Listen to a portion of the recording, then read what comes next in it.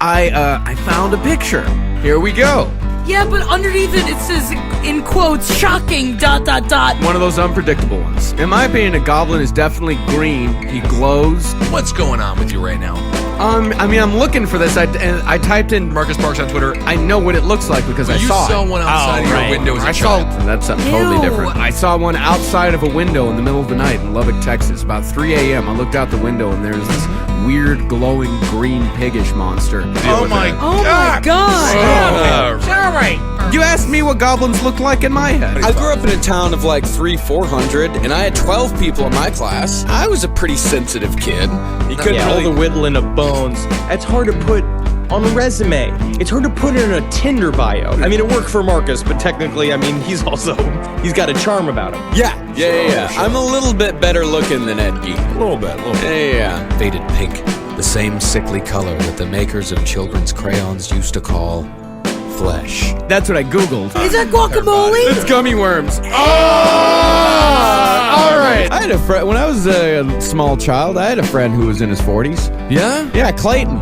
Okay, do you have any repressed memories you want to bring up? Not at all. Clayton was a good guy, I have to say this no, he was a piece of shit. Oh, okay. But he did not molest me. I can switch your mind around. You got happy news? Why do you still trust him? He didn't make you play Find the Rope with him? That's amazing. I'm 100% sure I saw my first porno at the age of 5. I knew what sex was. I knew what was weird and what wasn't. Was it from Clayton? No, it was not from Clayton. It was not from Clayton. So at no point did he want you to do the old chew the bubble gum between my legs. No, all I'm saying is that I know what Bobby Hill is all about, all right? I would have been friends with Ed. I would have been friends with the oddball. What does that say about us, Henry? We're normal. Oh, okay. No, you guys are like a couple of my closest friends. Yeah, so I think we're like Ed. We're technically like Ed. God damn it. Oh, yeah. It looks like hair from a stomach. It looks the stomach. It's the hair. I mean, look at that. That's at All right. least. Well, then take a look at it. Hey, why did they let Ed out of prison on New Year's Eve? Why?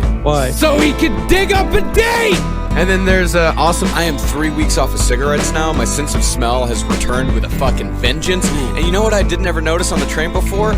The slight, sharp stab of diarrhea. It was wonderful. Hell yeah. His reading habits did tend towards the macabre. Stacks of detective magazines, which outlined brutal crimes, and adventure books which detailed all sorts of South Seas exploits, particularly those involving headhunters. Also delighted in reading books about exhumations and necrophilia, like the stories of 19th century aristocrats who robbed graves for their own sexual purposes. Extensive collection of anatomy books. His favorite was a secondhand copy of Gray's Anatomy. Yeah, hell, I've said it on here before. Yeah, and a lot of people were more concerned with the grave robbing than they were with the murder. Oh, I can create an email alert for the murders. They could understand murder.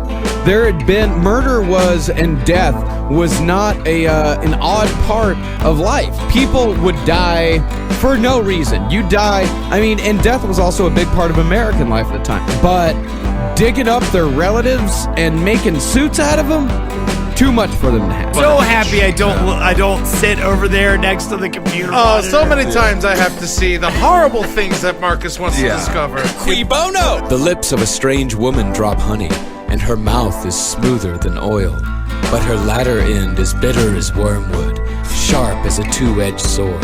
Now therefore, my sons, hearken unto me, and depart not from the words of my mouth. Remove thy way far from her, and come not nigh the door of her house. For why shouldest thou, my son, be ravished with a strange woman, and embrace the bosom of a stranger? What, my son?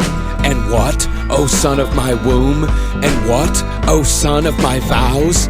Give not thy strength unto women, nor thy ways to that which destroyeth kings. And now this comes from chapter 4 of the book of Sexless Nerds. Yes. A bit of an oddball. Now that is the adjective that comes up over and over and over. To listener out there in Indiana, Kevin Cleveland is indeed my cousin. and stop calling him a liar. And he'd tell them creepy tales of headhunters and cannibals. International waters, you can do anything you want out. And now an American flag shirt. All right, let's get out of it. I imagine him just do. Oh, honey, you're my candy girl. We're gonna start low and work up. So starting in the bedroom, inside of his bed frame was wads of used gum. Yeah, he'd keep big balls of gum. Huge balls of used gum. Yeah, just big fucking coffee cans full of used gum. Yeah, there was also a large inventory of boogers and a rotten head sawed off at the job. Watching I Love Lucy digested pork chops and pickles. Eating pork chops and macaroni and pickles, which I like it, actually. possibly my favorite meat. I get a feel-good story. Leaves for a second, comes back in, and asks Bernice if he can take a look at one of the rifles in the glass display case. Says he's thinking of trading his in. So Bernice goes, she opens up the display case, takes out the rifle and hands it to Ed, and goes to the window to look at a car that's parked across the street. Ed takes a .22 shell from his pocket, loads the gun, aims it at Bernice's head, and her last words were, I don't like Chevrolets. boom! She's dead. Her last words were, I don't like Chevrolets. So the two officers, the front door was locked. They went around to the back. The cellar door, unlocked. They opened the door to a pitch black room, walked inside, and as they waved their flashlights around, one of the officers felt something brush up against his coat. Someone just left some kind of... Is he making like ham or something? Oh, that's cool. Ooh, that sounds like a good winter.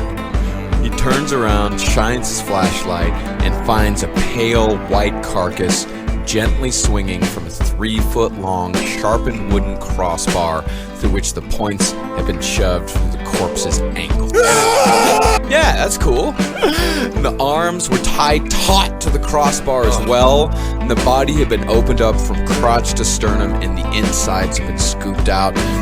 This is from the autopsy report. It said, from the appearance of the cut for evisceration, it was concluded that the cut was started from the lower end and terminated above the stomach pit. Pretty woman, I'm walking down the street, pretty woman. I am just shut down. I am sensory overloaded. In addition to all that, Bernice had been completely drained of blood. The report said the empty body cavities were glistening and free from blood and appeared as if they had been washed. But most ghoulish of all, the head had been completely removed and was missing. And as the police searched the house, they pulled apart a pair of old soiled mattresses, and out from between them fell this steaming burlap sack. This cop named Wilimowski reached inside and dragged out a 2-foot length of twine. You know, this is like one of those funny jokes where you pull the line, it's got like a $1 bill on it, right? And it's like, and then you get to the end of it, you get knocked on the head kind of type thing, or?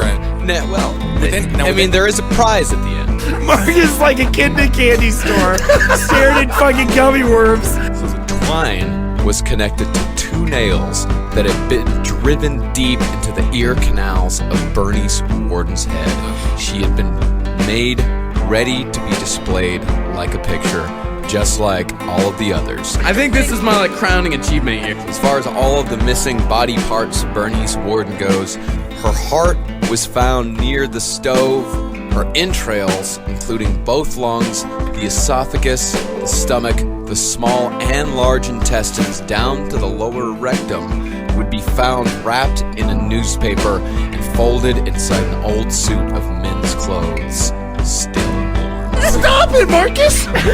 As far as the heart goes, that's where the whole cannibalism rumor came from. I will eat pork and beans for dinner anytime. He wrapped a red ribbon around it from the pubic hair to the membrane, and he'd also kept more of her than the others, preserving a chunk of her anus. Oh, and that was a loose butthole. Like, it looked like there was, like, you know, buttholes pucker. That one just looked like curtains. It's a very logical jump to make. Oh, look, you can see it. No. I'm gonna tell you right now. This is from the autopsy report. It said, The cut circled around the external genitalia for the complete removal of the vulva, lower vagina, and anus with the lowest portion of the rectum. Which we all thought at the office was pretty rock and roll. Marcus, I'm done. I'm fucking done, bro. It really is disgusting. To accomplish this, the symphysis pubis had been split and the pubic bones widely separated. That we felt was not very rock and roll. Burlap sack. Mixed in with all this were things like Cracker Jack prizes, kids' toys, little plastic whistles, toy airplanes, and children's books. Like one of the children's books he had, the title was Dorothy Dale, Girl of Today. Now, which is scarier? The bags of human heads or a 55-year-old man with a bunch of children's toys and children's books? Pray for his death. They just couldn't get over the tits. No. Get over double tits. And speaking of the tits were Bernie Warden's tits were talked about way too much in the autopsy report. Well, it's because they were too busy going, wowie, wow, wow, wow, wow, wow. They actually did. They said in the autopsy report that they were, quote, well-formed for her age. Leave him alone. Good God, that's more offensive than any of it. What happened? Marcus, would you I can't watch this anymore. They didn't want to believe anything about this. Murder they can understand, but grave digging and making clothes out of old ladies, completely out of their fucking field. Straight up, just gathering supplies. And to all those people that said, like, okay, there's no way that this little guy could have possibly dug 6 feet down in the ground, which, by the way, 6 feet down, I tried it. It's fucking hard. He would be my best friend. Like, I would love him. I didn't admit to grave robbing, I admitted to grave digging. No, attempting to rob a grave. Just say hole digging. Dig a grave. Just say hole. I Call did it say a hole. I never said grave. You said grave. You tricked me. You tricked me into saying grave. Grave does imply you have a corpse to then fill it with. You wanted to say grave, and every time you say grave, there's literally a ding, like a visible twinkle in your eye. Well, that's when they gave all the grave digging jobs to fucking prisoners and just handed them a back end loader and said, dig it up, fella. Yeah. We gotta get you back to the pen by 6 o'clock. It took all the fucking art out of it. Okay. Marcus's yelling is right. Yeah. Yeah. Still sick to my stomach. Marcus? Yeah. You got a demon's heart. Best thing anyone has ever said to Marcus. Thank you. Megustalations, everyone. Oh yeah, Magustalations. Yeah. Can't forget Tell that. me. I really want to rewatch it.